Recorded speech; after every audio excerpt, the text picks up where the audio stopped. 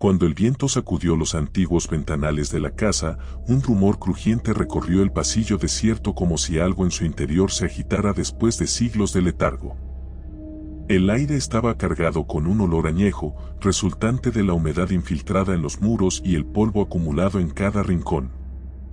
El lugar había permanecido abandonado, pero sus paredes parecían conservar la memoria de hechos atroces, secretos imposibles de nombrar que susurraban en la penumbra. Cualquiera que se atreviera a adentrarse en esas habitaciones sentía un repentino escalofrío, una advertencia tácita de que no volvería a salir siendo el mismo. En los rincones más sombríos, charcos de sombra se fusionaban con siluetas inciertas, sugiriendo la presencia de algo terrible y antiguo que vigilaba cada paso. El camino que conducía hasta este sombrío recinto era un sendero de tierra rodeado de árboles con ramas retorcidas que aparecían como manos deformadas. A medida que anochecía, las copas se mecían con un gemido sordo y siniestro. Dicen que, en otro tiempo, la gente del pueblo evitaba pasar cerca, convencida de que la casa albergaba fuerzas malignas que no debían ser profanadas. Pero cierta curiosidad malsana llevó a un reducido grupo de investigadores y aficionados de lo paranormal a desafiar la advertencia. Esperaban encontrar evidencias de fenómenos extraños o, al menos, algo digno de convertirse en una leyenda local. No sabían que esa búsqueda los conduciría a estar cara a cara con entidades que nunca perdonan a los intrusos. Desde el instante en que cruzaron el umbral, sintieron como la casa palpita, viva y ansiosa por atraparlos en sus profundidades. Uno de ellos, un joven periodista llamado Esteban, sostenía una linterna con mano temblorosa mientras intentaba grabar lo que sucedía para un documental. Moría de ganas por tener la gran primicia de su vida, convencido de que algo extraordinario residía allí. Sus pasos resonaban en el piso de madera podrida. Le seguían dos compañeros fieles que compartían su obsesión, Gabriela, una mujer de mirada penetrante, y Samuel, un escéptico cauteloso que dudaba de toda historia sobrenatural. Al adentrarse, notaron que la arquitectura interior se retorcía de manera insólita, como si las paredes se hubieran construido para confundir el sentido de la orientación. Las puertas no se encontraban donde uno podría esperarlas, y algunos pasillos se alargaban hasta perderse en la nada. En cada giro, su respiración se hacía más pesada y el silencio parecía latir como un corazón turbio. El descubrimiento inicial fue un libro encuadernado en cuero que estaba sobre una mesa polvorienta, abierto en una página donde solo figuraba una palabra tachada, irreconocible. Aunque poco se distinguía, parecía que hablaba de aquellos sin nombre, criaturas que habitaban la oscuridad y se alimentaban del terror de quienes osaban cuestionar su existencia. El rastro de tinta corrida mostraba una desesperación brutal de quien había tratado de borrarlo. Al tocar el libro, Gabriela percibió una punzada de dolor ardiente en la palma de su mano, como si el objeto estuviera tratando de comunicarse con ella. Esteban levantó la mirada, y en el contorno más lejano del pasillo creyó ver un movimiento fugaz, un bulto informe que se escabullía a una velocidad inhumana. No sabía si se trataba de una ilusión o del inicio de algo peor, pero el palpitar frenético de su corazón anunciaba que ya no estaban solos. Mientras avanzaban, encontraron salas con muebles cubiertos por sábanas agrietadas. Bajo esas telas se adivinaban las siluetas de sillones polvorientos y espejos antiguos que parecían mirar con resentimiento. A medida que se acercaban a un gran ventanal roto, sintieron un temblor en el piso. Era como si algo se deslizara por debajo de las tablas, siguiendo los pasos de los intrusos. Cada crujido resonaba como un lamento. El viento se filtraba por las grietas y sus quejidos tomaban forma casi humana. Parecía un coro de voces ansiosas, un eco de voluntades atrapadas que rogaban desesperadamente. El aire puso en evidencia una especie de rastro de pisadas húmedas, dirigiéndose hacia un piso inferior que daba a un sótano tapiado con gruesas planchas de madera. El grupo forzó la entrada al sótano, retirando los tablones, y descendió con cautela. Un hedor rancio impregnaba las escaleras, y el ambiente se volvió tan pesado que era difícil respirar. El haz de luz de la linterna de Esteban reveló paredes cubiertas de símbolos arcaicos grabados a mano, algunos casi borrados por el óxido y la humedad, otros tan recientes que aún se veía la sangre fresca empapando las hendiduras. En el fondo de aquel espacio claustrofóbico reposaba una puerta de metal corroído que tenía un candado retorcido. Cada uno lo observó con la garganta seca, sintiendo la fuerza malévola que parecía retener algo detrás de ese umbral. Al forzar el candado, un chasquido gélido recorrió la habitación. Gabriela apartó la vista, atemorizada, mientras Esteban y Samuel aplicaban presión con una palanca hasta que cedió. Detrás de la puerta se hallaba un pasillo estrecho que descendía aún más, como si se adentrara en las entrañas de la tierra. Al sumergirse en esa oscuridad, descubrieron celdas alineadas a ambos lados. Dentro de algunas, había manchas marrones oxidándose en el suelo. Otras albergaban muñecas retorcidas con rasgos burlescos y demenciales. Cada paso levantaba una atmósfera de claustrofobia insoportable. El eco de sus pisadas resonaba con un ritmo doliente, y un goteo constante generaba la sensación de que el lugar palpitaba con una vida perversa.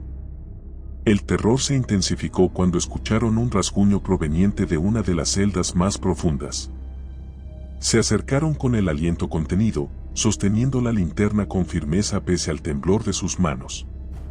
Dentro, algo se arrastraba en la penumbra, algo que no podía describirse con claridad. Era como si la piel se le hubiera fusionado con jirones de tela, un ser famélico cuyos ojos, apenas distinguibles, dejaban ver un destello de locura. Un murmullo gutural y dañino salió de su garganta, modulando un balbuceo incomprensible que se extendía como un rezo impuro. De pronto, trató de abalanzarse contra los barrotes. Un chillido agudo se elevó, impregnando el aire con una frialdad que desencadenó un temblor incontrolable en quien lo escuchara. Esteban apuntó su linterna hacia el ente, y por un instante creyó identificar un rostro humano desgarrado por la bestia que yacía debajo. Lo que alguna vez fuera persona, ahora solo era una cáscara sin identidad, tragada por el horror. El ser se retorcía en un intento inútil de liberarse, dejando escapar gañidos terribles mientras arañaba el concreto. Gabriela contenía las ganas de gritar, y Samuel empezó a dudar de sus creencias racionales. Cada uno se sentía al borde de un precipicio del que no habría regreso. Allí, en la penumbra, comprendieron que se enfrentaban a algo que no pertenecía a esta realidad y que, de algún modo, necesitaba propagar su miseria. Sintieron de pronto un cambio en la atmósfera. Un golpeteo bestial resonó desde el extremo del corredor, como si varias puertas se abrieran y cerraran con furia. Una oleada de aire pestilente envolvió la estancia. De la oscuridad emergieron más siluetas, igualmente deformes, arrastrándose con voracidad. La tensión se hizo insoportable, y el pánico impulsó al grupo a retroceder. Sin embargo, cuando giraron para huir, descubrieron que el pasillo estaba sellado.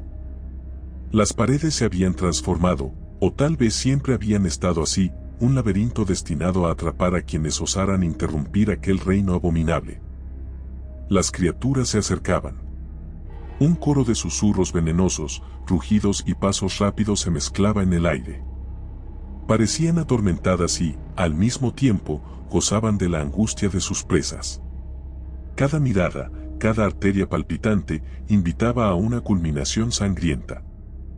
El frío se hacía insoportable, y la sombra se espesaba cada vez más, como si la oscuridad fuera un manto viviente que cubría todo lo que tocaba.